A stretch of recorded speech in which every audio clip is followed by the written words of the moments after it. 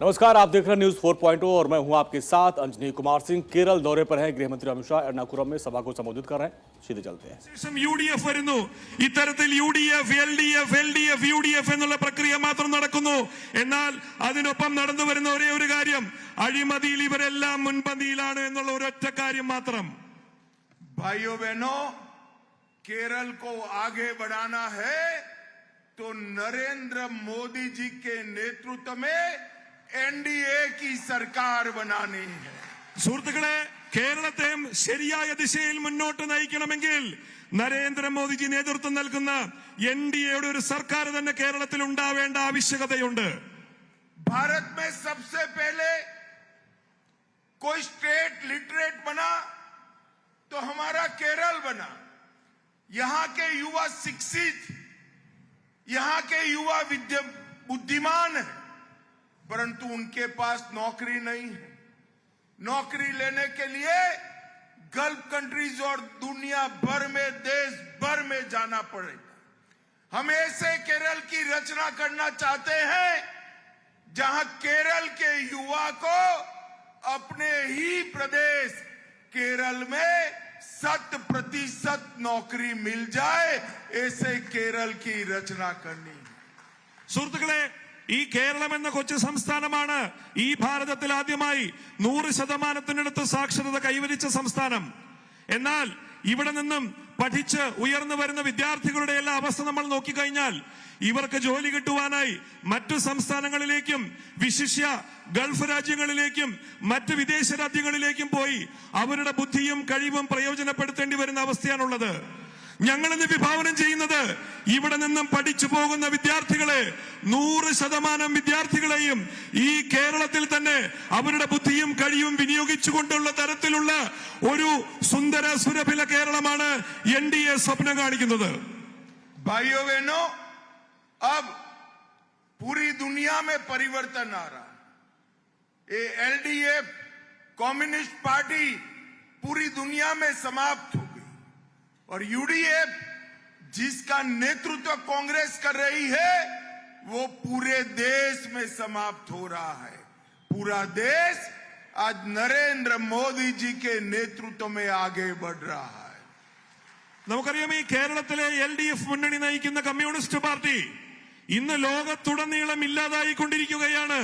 ഏതാനും ചില പോക്കറ്റുകളിൽ മാത്രം ഒതുങ്ങുന്ന ഒരു പ്രത്യയശാസ്ത്രമായി മാറിയ കമ്മ്യൂണിസ്റ്റ് പാർട്ടി ഒരു വശത്തും, മറുവശത്ത് നോക്കിയാൽ യുഡിഎഫ്, അതിന് നേതൃത്വം നൽകുന്ന കോൺഗ്രസ്, ഇന്ന് ഭാരതത്തിൽ വിരലിലെണ്ണാവുന്ന ഏതാനും ചില സംസ്ഥാനങ്ങളിൽ മാത്രം ഒതുങ്ങി ചുരുങ്ങി നിൽക്കുന്ന ഒരു പ്രസ്ഥാനമായി മാറിയിരിക്കുന്നു കോൺഗ്രസ്. അതിനർത്ഥം ഈ ഭാരതത്തിലുടനീളം നിരവധി സംസ്ഥാനങ്ങൾ ഓരോന്നോരോന്നായി നരേന്ദ്രമോദിജിയുടെ നേതൃത്വത്തിലുള്ള എൻഡിഎയുടെ കുടക്കീഴിൽ അണിനിരന്നുകൊണ്ടിരിക്കുകയാണ്. भाइयों बहनों, 2014 के लोकसभा चुनाव में एनडीए को 14% वोट केरल में मिला. 2019 लोकसभा इलेक्शन में 16% मिला और 2024 लोकसभा में 20% मिला. अब बारी है एनडीए की सरकार बनाने की. इस बार केरल में एनडीए का सरकार बनाना है.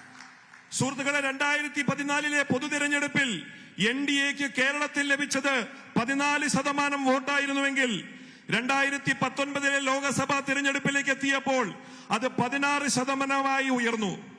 2024 ലോക്സഭാ തെരഞ്ഞെടുപ്പിൽ അത് 20%.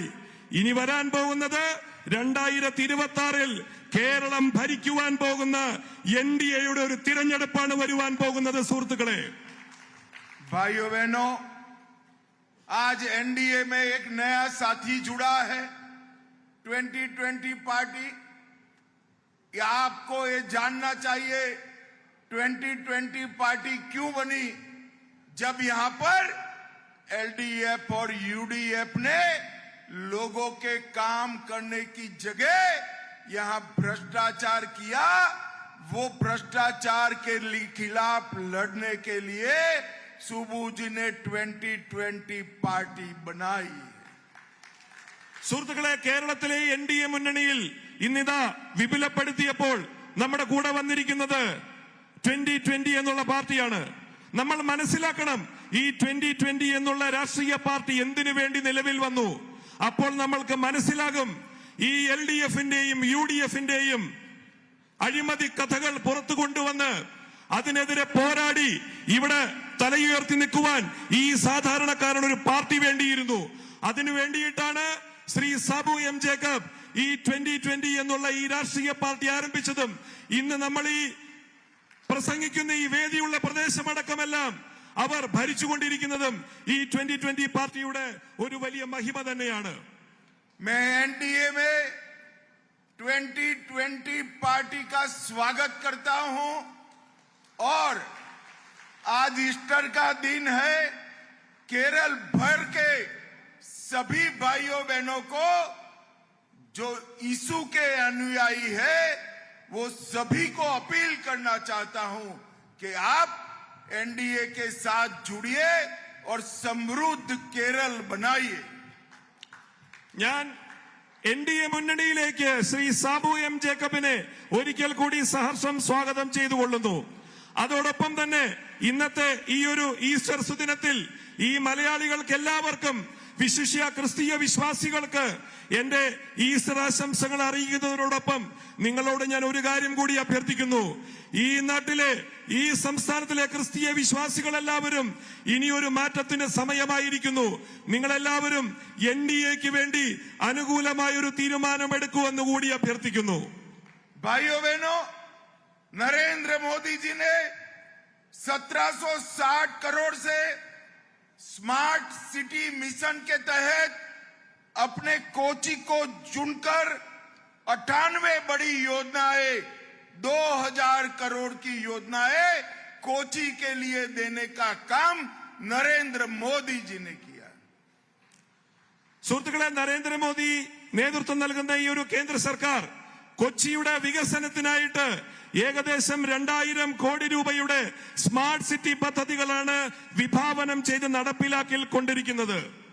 भाइयों बहनों, कोची मेट्रो फेज 2 275 करोड़ रुपया भारत सरकार ने दिया और इसके साथ साथ 600 करोड़ रुपए की लोन की गारंटी भी दी है.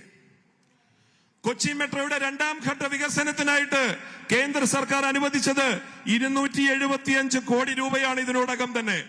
അത് മാത്രമല്ല, ഈ ഇതേ കാര്യത്തിനായിട്ട് 600 കോടി രൂപയുടെ ഒരു ലോണിന് വേണ്ടിയിട്ടുള്ള ഗ്യാരണ്ടിയും കേന്ദ്ര സർക്കാർ തന്നെയാണ് നൽകിയിരിക്കുന്നത്. भाइयों बहनों, बीजेपी की नीति बड़ी स्पष्ट है. Justice to all, appeasement to none. സുഹൃത്തുക്കളെ, BJPയുടെ വിചാരധാര വളരെ വ്യക്തമാണ്. എല്ലാവർക്കും സമത്വം, എല്ലാവർക്കും justice to all, appeasement to none.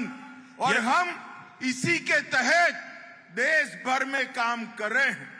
जब केरल का एक संगठन PFI यहां से देश विरोधी प्रवृत्तियां करता था, भारतीय जनता पार्टी की सरकार ने एक ही दिन में देश भर के सभी PFI कैडर को जेल की सलाखों के पीछे डालने का काम भारतीय जनता पार्टी ने किया. BJPയുടെ വിചാരധാര വളരെ വ്യക്തമാണ്. എല്ലാവരെയും സമന്മാരായി കാണുന്നു, എല്ലാവരെയും നിയമത്തിന് മുമ്പിൽ ഒന്നാക്കി തന്നെ കാണുന്നു. എന്നാൽ ആരോടും മതവർഗീയ പ്രീണനം BJPക്കില്ല.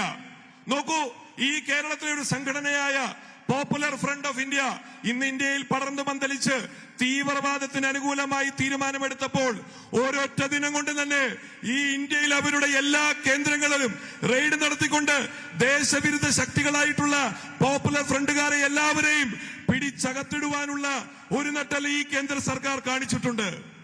भारतीय जनता पार्टी की सरकार ही वक्फ अमेंडमेंट बिल को लेकर आई. उत्तर प्रदेश के मुख्यमंत्री योगी आदित्यनाथ गोरखपुर में है, जहां पर युवा संवाद कार्यक्रम में पहुंचे हैं. सीधे चलते कार्यक्रम में. जिन जिन वीर